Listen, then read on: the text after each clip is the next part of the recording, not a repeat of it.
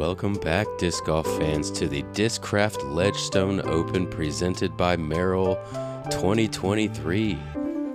Happy to be out here for another Elite Plus event for the Gatekeeper media coverage here. I'm Nathan Queen, joined by Andrew Fish. And here we are on the Eureka Lake Temp course. Got a lot of folks coming back from the European swing of the tour, and we are about to start 3 straight big-time events in the Disc Golf Pro Tour season. Definitely so. We've got Idlewild and then D-Glow coming up right after these, and a packed card here. Paul Ulibarri, Anthony Barela, Calvin Heimburg, and Gannon Buhr. And you see 2 of those folks occupying the top 2 spots in the Disc Golf Pro Tour standings throughout the year. A reminder, we're playing for some big stuff at the DGPT Championship in October. Gatekeeper will, of course, be bringing you that coverage as well. But with this Elite Plus event, 150% of the points at stake. Yeah, and jumping into Paul Ulibarri's bag, this is what he is throwing today. Going to be putting with the CT Challengers, upshots with the zones and a ringer. Going to see some Mantis and nukes for those long shots. Anthony Barela, familiar face on the Gatekeeper media coverage, putting with the CT Jawbreaker focus. Going to throw some Lunas. I imagine that's active for him on several of these holes. Buzzes as well, and a variety of distance shots. And Calvin Heimburg putting with the KC Pro AVRs. We all know his bag pretty well. Seen him quite a lot this year. Gonna see some Toro upshots along with the Rock 3s of different plastic variety. Gonna see some Dracos. And Gannon Buhr putting with the PA3. A couple different mids in there, M2 and M4. And then mostly D1s and Falcors for his distance shots, of which there are quite a few here on the Eureka Lake Temp course. And we will start that immediately with a 633-foot par 4, a water carry where you can bite off as much or as little as you'd like. Easy to get a forehand or lefty backhand inbounds, but the righty backhand is the way to go to get pure distance. Land on that hillside. If you don't carry the water, you go to a drop zone. Teeing off at 3:05. First off the tee box from Rock Hill, South Carolina. Yeah, boy.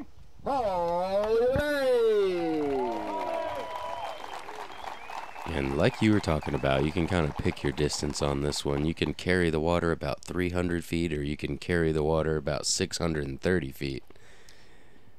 Yeah, and I'm told Calvin Heimburg did make a pretty game effort at it in the skins match the preceding day. Ulibarri, flat and low. I like that this is drifting a little bit to the right. That ensures he's going to get at least the distance and gets the green flag from the spotter. Yeah, I would have liked to have seen the ground action there. Next off the box from Mesa, Arizona, Anthony Barela. And Anthony Barela been having a good year this year. Was in contention all the way till right at the end at the European Open just a couple weeks ago. Looking to open up here with a distance driver. Hyzer release, nice and high. I don't know that that's ever getting over enough, Nathan. Yeah, you need a little bit of right drift, and he is not gonna carry it far enough right to be inbounds. He'll be heading to the drop zone. From Safety Harbor, Florida, the 2021 Ledgestone champion, Calvin Heimburg. And Heimburg gonna line up a destroyer.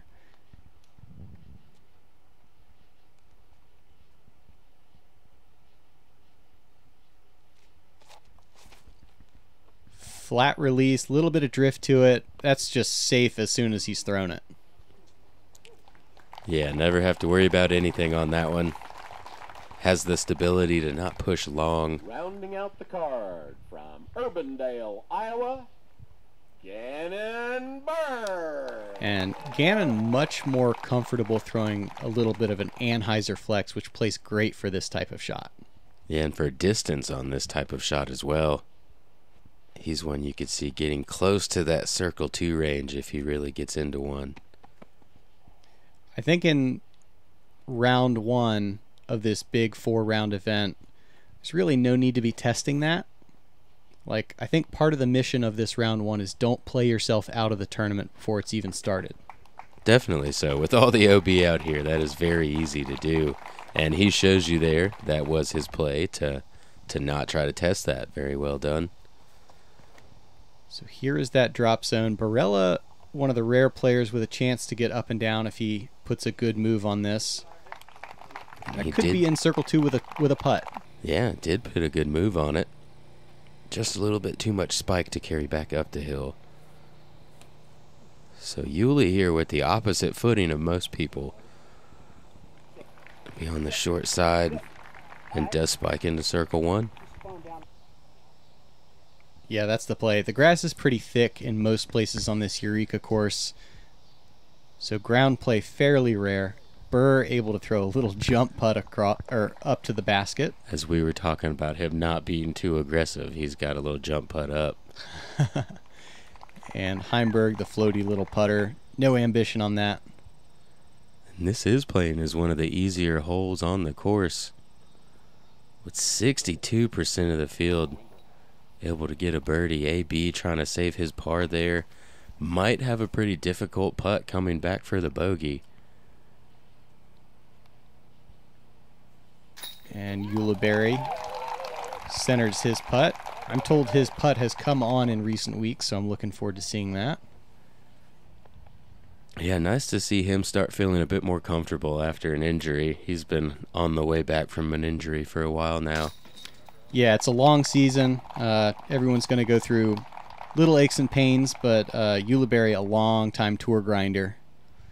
And Barela, he did not go out of bounds, but it can be a little hairy in there. Yeah, right behind the basket as well. So, oh, and out of nowhere comes his bogey putt. He able to clean that one up. Still with the smile on his face, he might have got away with a stroke on that putt. And Heimburg to make it 3 birdies on the card. Yeah, and that's what you want on hole 1 to start. Like I said, 62% of the field taking the birdie. That will lead us into hole 2. One of the shorter par 4s on the course, 615 feet. Got to get underneath this branch and above the the high floor to really get a nice carry, about 360 to 380 feet.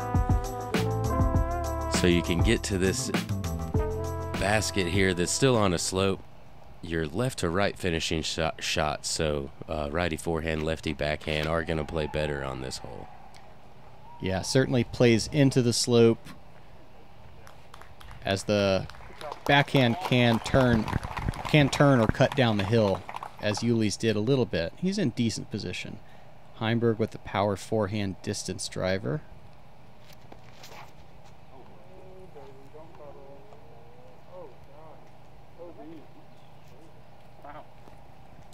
And he'll throw that one again, maybe on Sunday, but probably not. Probably not that particular disc. Yes. Buhr, a little more air to it. Unfortunately makes the opposite mistake and is going to hit the branch you identified. I thought that was perfect. Yeah, interesting little shot here. It looks wide open, but as soon as your disc gets any type of lift, those branches come into play pretty quickly. And with the OB line all the way down that right side, definitely have that in your mind as well. This is good for Barela as long as it doesn't flare too aggressively up the hill and flops down just in front of the OB line at the 250 stake. And Buhr's going to be pretty far back on this fairway. Everything slopes right to left towards the water. So if he's going to try to attack, it's got to land very softly. That was so good. Yeah, catches some late branches high. Was going to be pretty good. Not sure it was going to get all the way down there. But still has an opportunity to go for par, as Ulibarri, very overstable disc here, uses the entire fairway well and flexes it up there to just outside the bullseye. Yeah, I wonder if he knew that was good. I was a little fearful for it for 80% of its flight. Heimburg throwing 3 now. Wow. Well, there you go. And pretty precarious green, but managed well. Yeah, that'll be a great par save. Barela to the forehand. And a little bit of a low ceiling, but certainly on the dance floor for his 3-putt. Yeah, that's one of the more frustrating trees that you'll have inside of the circle. There is some room for a stance, but as you see, he's down on a knee here. Able to connect. Very nice obstructed putt there. Yeah, works himself back to even on the round. And Nathan, you see some glassy water out there. This is about the calmest conditions I've ever seen for a tournament round at Eureka. So I had a much different tee time than these guys, but whenever I got out of the truck at 7:30 or so at the course this morning, I did say to the person next to me, this is the most pleasant I think it's ever been out here. Well, that leads to some pretty ripe scoring conditions. Definitely so, and we've got some birdies on the card to show that already. Paul Ulibarri starting 2 for 2. And Heimburg and Buhr also grabbing their pars. Hole 3, 260 feet, a little bit uphill as a par 3. You can go straight up the gut. There's a couple other creative backhand lines that use the right side, or a counterclockwise spin shot over the path. That is a little riskier, but is the way to park it, I think.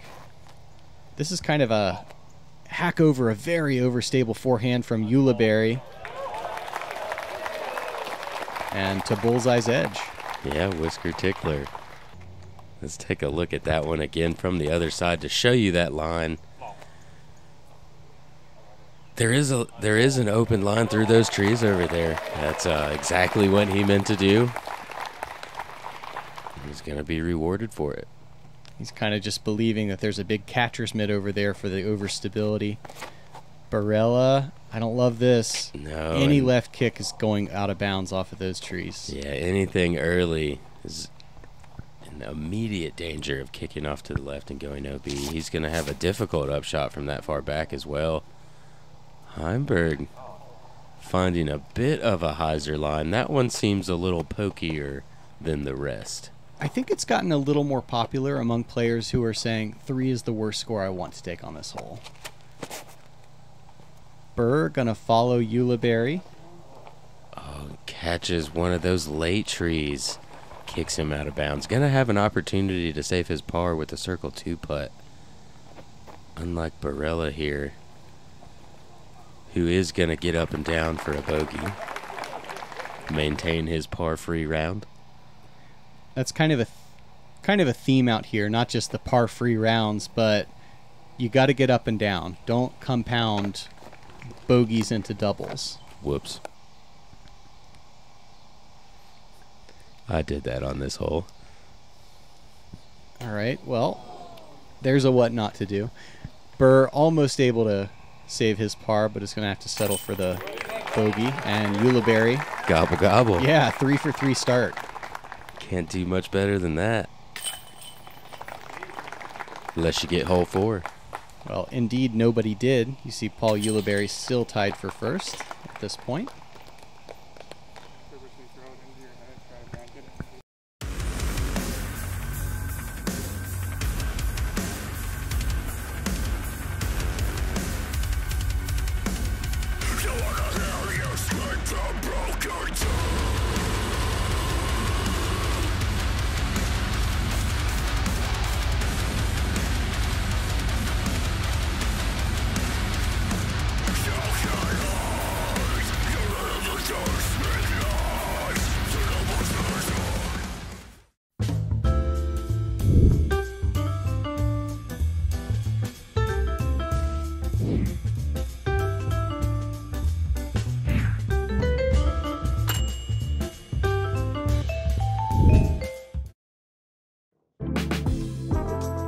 Moving into hole 4, a 423-foot par 3.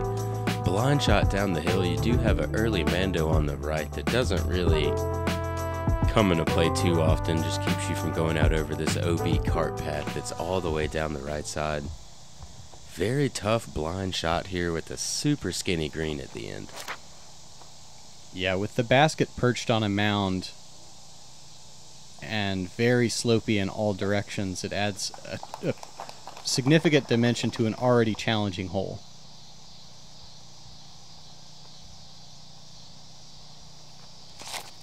Uli got caught up a little early. Heimburg going with this left side.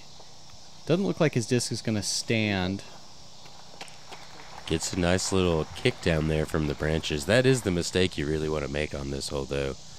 If you get it turned over too much, very likely chance you'll drift OB. I like this if it grabs some stability on the end. Yeah. And see, that looked great the entire time. It just never caught that stability because of the downhill, I believe. Once you crest, it gets over that hill and just picks up a little bit more speed, makes it stay turned over. High shot from Buhr, but that's going straight to the left.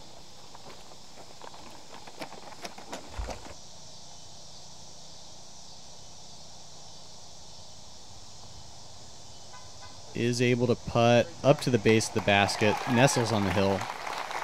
Take your three and move on, Gannon. Yeah, made that look pretty easy out of the woods. Uli, a little bit early on that layup slide, trying to get it to slide down, but catches some of the roots. He's going to have a pretty scary par putt now. Calvin catching roots in a good way. Yeah, that has some speed on it. And this is for Uli's par. Pretty critical putt. And centers. That's it. He is feeling that putt right now, as you mentioned on hole one. Clutch par putt here. And that is substantially more downhill than it even appears on camera. Great pickup for Uli. And that'll bring us to Barela's putt for three. Yeah, and not to be out-putted. Gonna cash a big putt as well after going OB off the tee shot. A little bit of a different par there. But all of our players are gonna walk away with the par there on the fifth hardest hole on the course. Hole 5, par 3 at 476, commonly known as the baseball field hole. I trust you can see why. There's out-of-bounds line on the entire right side of the hole, and you have to land inbound somewhere, otherwise you proceed to a drop zone. A little bit of left to right cross and headwind. Ulibarri going to play a really wide hyzer. This is a pure layup play, just kind of throwing two equal hyzer shots. Yeah, I think we might see that a lot today. If you don't have that 500 feet of hyzer power. Calvin obviously does, though. Has the nice pushing shot. Able to get it to hyzer back at the end and not go too far. Yeah, that's gorgeous. The reason that worked was he threw it plenty high, but it was flat at its apex.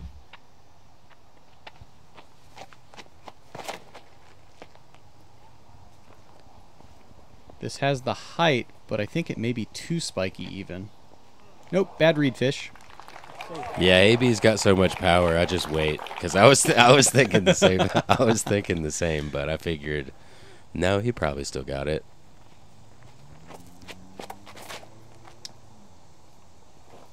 And Gannon, this is more similar to Calvin's, I think. Oh, this is pushing long. Nope. Bad reed, queen. Yep. Cameraman moved on me, maybe. I don't know. All right, and Ulibarri just going to play his game plan if he gets up and down here. Nothing wrong with that. He's not losing strokes to the field as a whole. Definitely not. This played as the second hardest hole on the course today.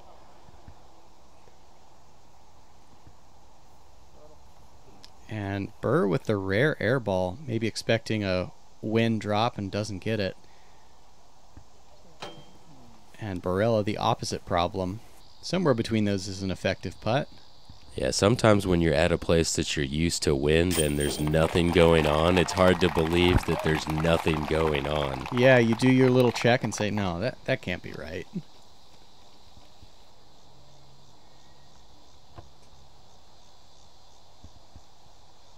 Gannon, he's able to come back nicely and connect for that par. But we're on a tough stretch of holes right now. It doesn't get much easier as far as getting a birdie moving into the next hole. Definitely. Holes 5 and 6, definitely a place where you can stack up bogey strokes in a hurry. Uli being pretty deliberate here, but gets his par, keeps the line moving. Calvin Heimburg, only one able to capitalize and get the birdie on hole 5.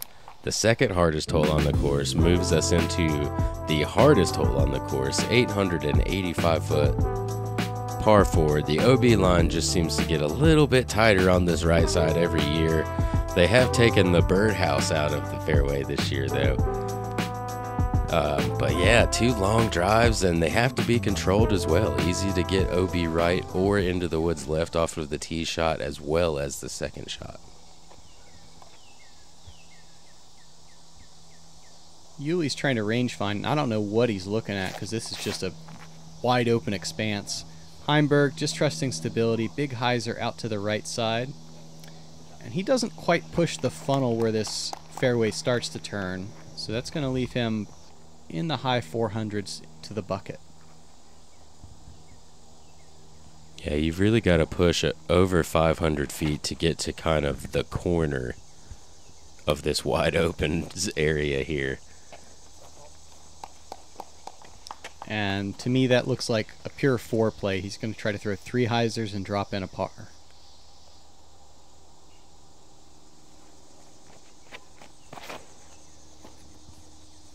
AB using height to control his distance, but has pulled it out too far wide. Is going to be OB and have to throw from pretty far back there again. Yeah, this is where your round can get out of control a little bit if he tries to be too aggressive on his upcoming third shot.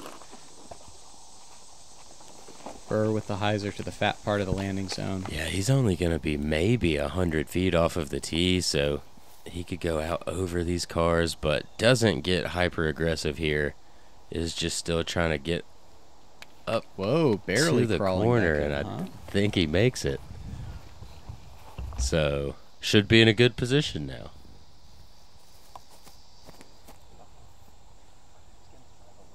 All right. Ulibarri just flying the middle of the fairway.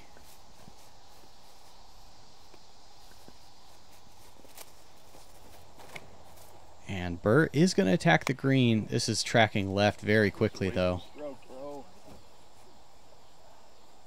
Oh, it looks like it might have stayed in bounds. And it has. He's going to be inside circle 2, looking at a rare birdie on this hole. Good when mistakes come up rosy like that. Heimburg, this is also tracking to the left, which is an acceptable mistake. He would at least be able to putt for par, but it's going to stay in as well. Yeah, had a little bit more spike on it, but actually carried far enough to that little bubble where the basket's at. Couple birdie putts here. So AB trying to get up and down for bogey now. And on the hyzer, bullseyes the shot. Keeps the damage to a minimum. Ulibarri from about 270 feet. There you go. Started off with 3 birdies. Now he's going to have 3 pars. And as plain as the 5th, 2nd, and hardest hole, I'm sure he is absolutely okay with those 3 pars. Yeah, again, not losing strokes to the field. You have to come into Eureka with a disciplined game plan and follow it. Heimburg, after kind of a slow start for him, he's now getting those 2 hardest holes. Yeah, he is losing strokes to Calvin. Gannon had a couple birdie opportunities, but sitting at even so far with just a single birdie on the first hole. Barela a bit up and down so far.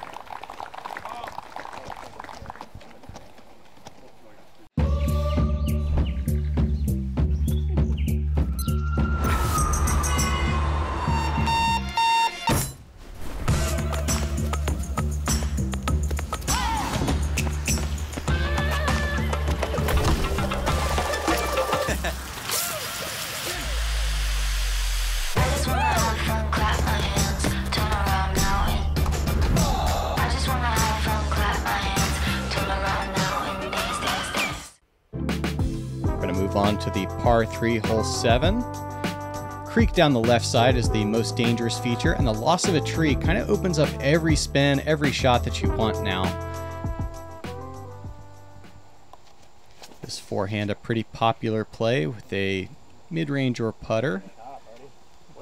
Distance controlled by Vinny on the upslope, and he might be able to get himself a third birdie in a row.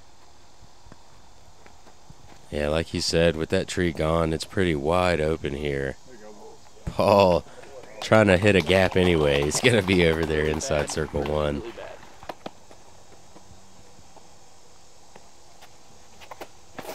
And as it should, this did play as the easiest hole on the course today. Got 2 players in the bullseye now. And we'll go 4 for 4 with that little flex forehand. It's going to leak out a little bit, but experientially I can say that even shots that look like they miss are still only 25 feet. Yeah, that one leaked out just enough to miss those 2 trees in front that could kind of block your putt. But he's gotten past them, and we've got a great opportunity for 4 birdies right here.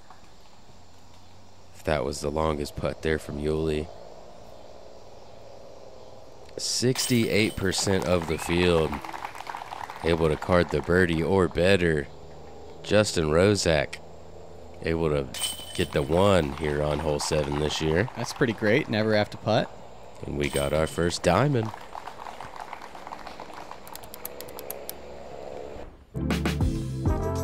Moves us into hole 8. Back to some more difficultness here. 793-foot par 4. We've got a gap to hit with some OB in it there. If you go OB, you go to that drop zone, which almost makes it impossible to save your par. If you can punch through that gap about 100 to 150 feet, you're going to have the best opportunity to approach this green, which is very tight with OB on the left and the right side. Heimburg's just so good at keeping his shot flat for a long time, which is what you desire out of this. And he's punched through that gap so maybe far. 300 feet now. Oh, man. He's less than 300 feet in, or close to it.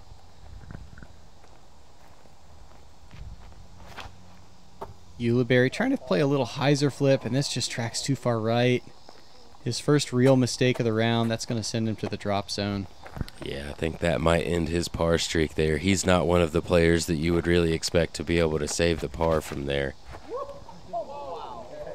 And as the crowd reacts a little bit, kind of an unexpected hyzer play from Buhr. With the wind down, that is viable. Yeah, why not? But it does leave him pretty far back. Barela also eyes to the sky. Yeah, this one not pulled quite as wide, so as long as it clears the trees, he's going to get a bit more distance.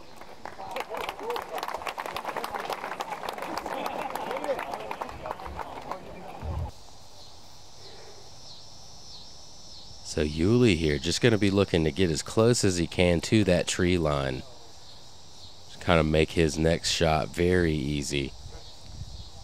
Good distance. Tracks over to the left a little bit. That'll be 90 feet or so. Yeah, it looks like he should be able to get up and down pretty easily.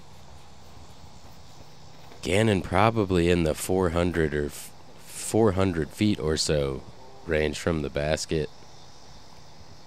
And there is a little pond over there. Rarely found, but Gannon has.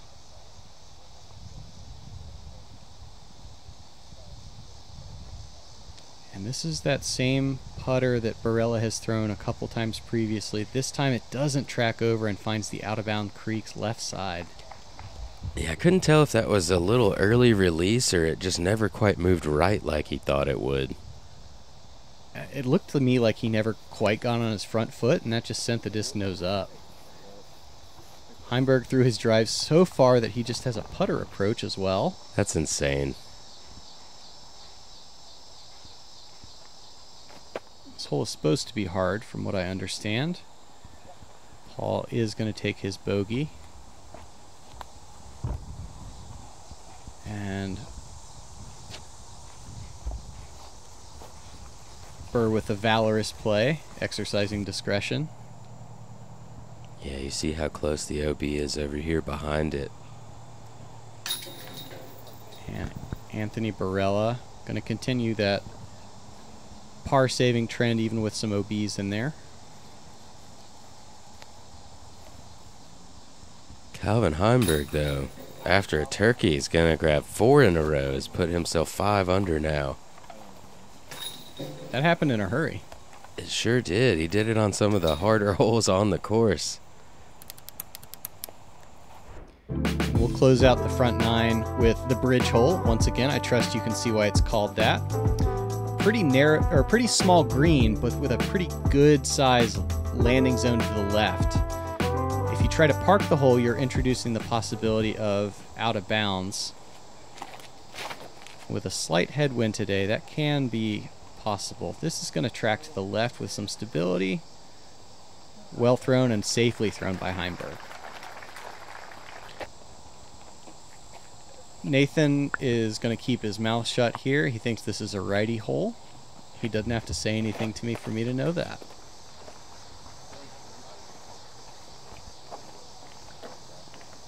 And an errant shot by Barela, just kind of skies to the left. And is inbound still. Imagine that.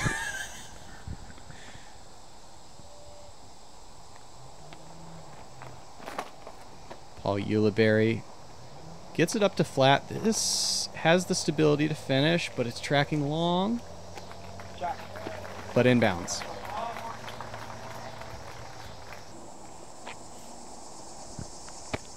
We've all seen a clip of Gannon throwing it in on this hole. He was a bit closer. He'd much rather not throw from there today, but he looks like he is gonna have to. That was it was an interesting mistake there. I don't know that I've ever seen Gannon this off. What are you doing? Like, why is it sticking your hand so bad? And sounds like he might feel the same way there. Sometimes the different humidities and the temperature changes that go on really can affect your grip. Just because it's a little cooler doesn't mean that it's going to help your grip. And nub or rings or something, but that's going to pop out and leave Gannon with a double bogey 5. Looks like the rings may have got him on that one, but Paul Ulibarri keeping that hot putting going. Gonna cash his 2 in there and move himself to 4 under. Excuse me, 4 under on the round. And the front 9 generally plays a little harder than the back, so 4 under is a great spot to be after 9 holes. Heimburg, chance to move to 6. And he does it with 5 birdies in a row to round out that front 9. Gannon gonna be looking to make a push on that back 9 that does play a little bit easier, like you said. Well, that's gonna wrap us up for the front 9. Calvin Heimburg out in front of the entire field with a 6 down. That hot finish. Ulibarri, pretty steady throughout, and then some colorful scorecards from other 2 players. Yeah, and colorful is what you'll see from a lot of players out here on this Eureka Lake Temp course. Chris Dickerson up there tied with Calvin through that front 9. Well, we're delighted that you joined us for this round 1 front 9 feature card, and certainly hope you'll join us on the back 9 of Eureka Lake Temp course. Plenty more action, plenty more birdies, hopefully no bogeys. We'll see. And for Andrew Fish, I'm Nathan Queen. We'll see you guys out there.